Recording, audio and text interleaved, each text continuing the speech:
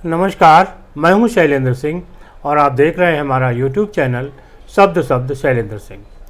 पर उपदेश कुशल बहुतेरे कहावत है, जिसका मतलब है कि दूसरे को उपदेश देने वाला खुद अपने उपदेशों पर नहीं चलता है। बात कर रहे हैं आज अरविंद केजरीवाल की, जो दिल्ली के मुख्यमंत्री हैं और अभी शराब घोटाले की जो नीति थी उसके चलते वो जेल में थे।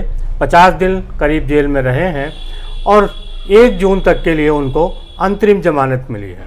अंतरिम जमानत पर जब केजरीवाल बाहर आए तो उन्होंने कहा था कि वो लोकसभा चुनाव में अपनी पार्टी का प्रचार करना चाहते हैं।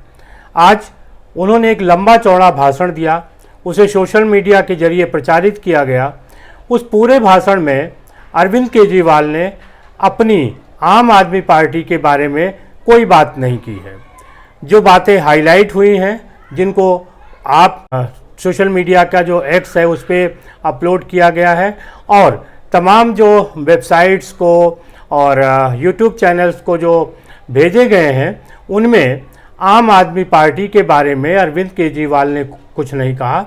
आम आदमी पार्टी के बारे में उन्होंने कहा कि उनकी पार्टी छोटी है, ईमानदारी से काम करती है और उन्होंने भ्रष्टाचार के खिलाफ बड़ा काम किया है। उनकी पार्टी को ख़त्म करने की कोशिश प्रधानमंत्री ने की है और इस नाते उन पर फर्जी मुकदमा लगाया है और उनके 4 प्रमुख नेताओं को जेल भेजा है। हालांकि उन्होंने कहा कि आम आदमी पार्टी ऐसी है जिन्होंने भ्रष्टाचार में लिप्त अपने नेताओं को खुद भी जेल भेजा है। यानी एक बात तो अरविंद केजरीवाल स्वीकार करते हैं कि उनकी पार्टी में भी भ्रष्टाचारी थे और उन्होंने उनको जेल भेजा। अब जो बाकी मसला रहा है अरविंद केजरीवाल के भाषण का, वो प्रधानमंत्री नरेंद्र मोदी पर केंद्रित रहा है। उन्होंने प्रधानमंत्री नरेंद्र मोदी की आलोचना करते कहा कि 75 साल के उम्र का एक स्लैब बनाया था, उसके अनुसार अब प्रधानमंत्री को रिटायर हो जाना चाहिए। जब प्रधानमंत्री रिटायर हो जाएंगे तो वो अपनी गद्दी यानी प्रधानमंत्री का पद अमित शाह को दे देंगे। अरविंद केजरीवाल ने कहा कि प्रधानमंत्री ने भारतीय जनता पार्टी के नेताओं का कैरियर ख़त्म किया। इसमें उन्होंने शिवराज सिंह चौहान का नाम लिया, वसुंधरा राजे का नाम लिया, रमन सिंह का नाम लिया और कहा कि जो शिवराज सिंह चौहान मध्य प्रदेश में भारतीय जनता पार्टी को जिता कर लाए, उनका कैरियर प्रधानमंत्री नरेंद्र मोदी ने ख़त्म कर दिया। एक भविष्य की घोषणा करते हुए अरविंद केजरीवाल ने कहा कि उत्तर प्रदेश के मुख्यमंत्री योगी आदित्यनाथ को 2 महीने के अंदर अंदर प्रधानमंत्री नरेंद्र मोदी जीतने के बाद हटा देंगे। यानी उन्होंने कहा कि प्रधानमंत्री अपनी पार्टी में दूसरे प्रमुख लोगों को स्थान नहीं देते, उनका कैरियर ख़त्म कर देते हैं। यही वो एक लाइन है जिस पे आज हम आपके साथ बातचीत करना चाहते हैं और यही वो लाइन है जिस पे वो कहावत फिट बैठती है कि पर उपदेश कुशल बहुतेरे।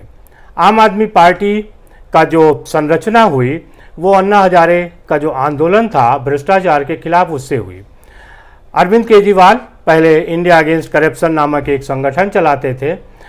अब उस संगठन के जरिए वो क्या करते थे, तमाम अलग अलग चीज़ें हैं। उन्होंने मैग्सेसे अवार्ड भी जीता और फिर जब कांग्रेस के खिलाफ डॉक्टर मनमोहन सिंह की जो सरकार थी यूपीए की, जिसकी अगुवाई सोनिया गांधी कर रही थी, उसकी सरकार के खिलाफ जब भ्रष्टाचार का आंदोलन अन्ना हजारे ने शुरू किया तो उस मूवमेंट को कैप्चर करने के लिए अरविंद केजरीवाल आगे आए और उन्होंने उस पूरे आंदोलन पर अपनी छाप छोड़ी और उस आंदोलन को कब्जे में कर लिया।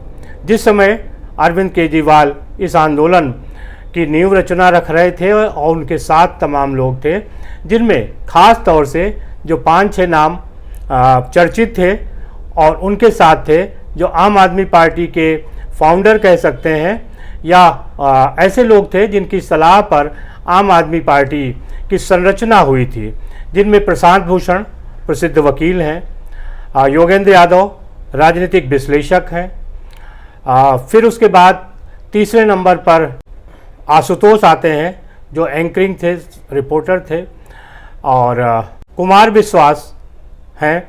तो इस तरीके से एक लंबी चौड़ी साथियों की लिस्ट थी जो अरविंद केजरीवाल के साथ थी।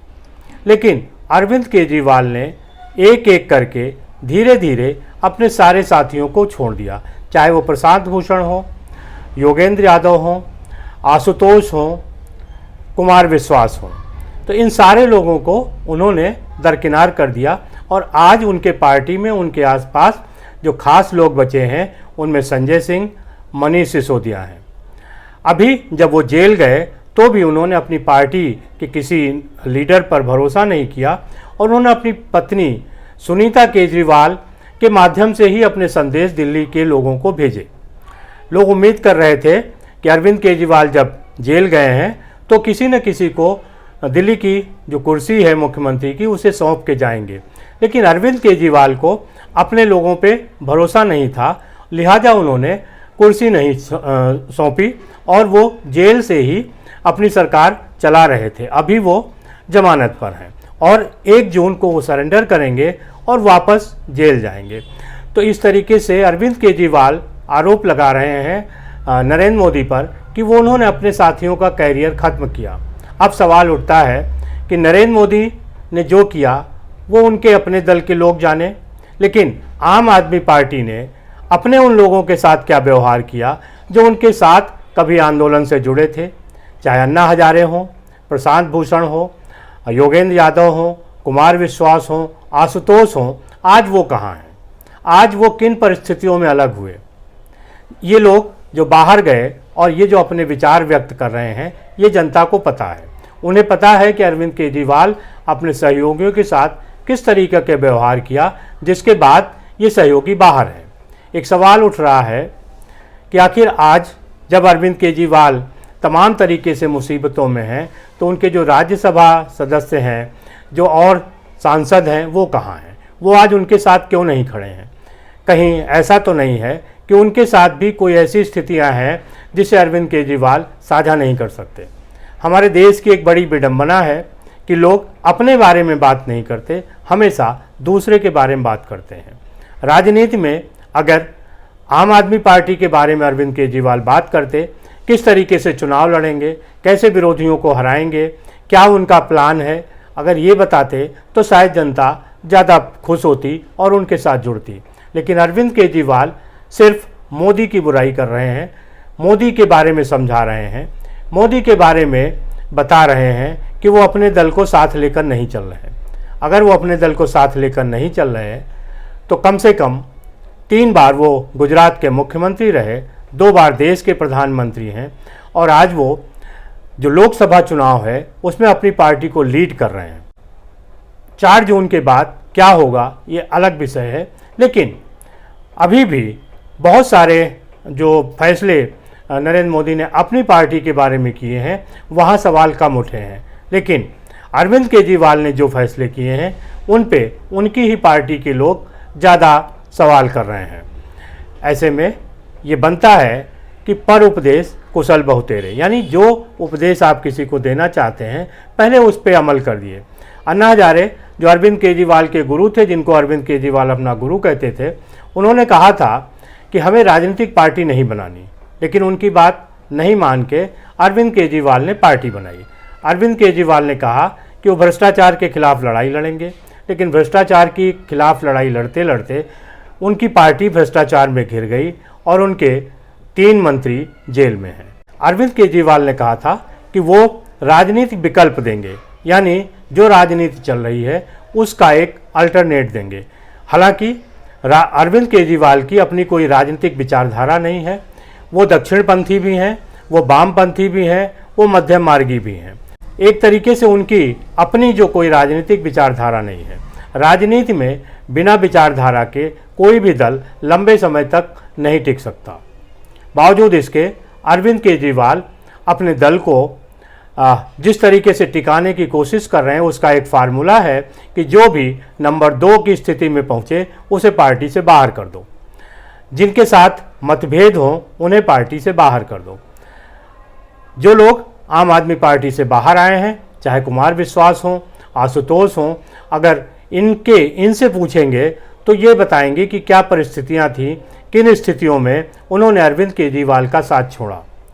तो जो अरविंद केजरीवाल खुद अपने साथियों को, अपने दल के संस्थापकों को एक साथ लेकर नहीं चल पाए, जो अरविंद केजरीवाल पहले कांग्रेस को गाली देते थे, परिवारवाद को गाली देते थे, आज वो उन्हीं के साथ हैं जो परिवारवाद में हैं, जो कांग्रेस के साथ शीला दीक्षित को कहते थे कि इनको हमें जेल भेजना है, उसी पार्टी के वो साथ हैं। कांग्रेस के साथ उन्होंने दिल्ली की सरकार भी बनाई। यानी जो कहा वो नहीं किया और जो किया वो कहा नहीं। ये अरविंद केजरीवाल की एक खासियत है और दूसरे को उपदेश देने में माहिर हैं। ज़रूरत इस बात की है कि जो उपदेश अरविंद केजरीवाल भारतीय जनता पार्टी को दे रहे हैं उससे अच्छा है कि वो पहले खुद पे अमल करें। जिन साथियों को उन्होंने बाहर किया है पहले उनको पार्टी में लाएं या आपस में एक एकता बना के रखें, तभी उनकी बातों पर जनता विश्वास करेगी। वरना ये चुनाव है और जनता सब कुछ जानती है, समझती है, उसे पता है कि किस कारण और किन वजहों से आप क्या क्या कह रहे हैं। अरविंद केजरीवाल की जो नीति है जिसमें उन्होंने अपने करीबी लोगों को बाहर किया, उन्होंने क्यों किया, इस पे आपके क्या विचार हैं ज़रूर बताइएगा। शुक्रिया, धन्यवाद।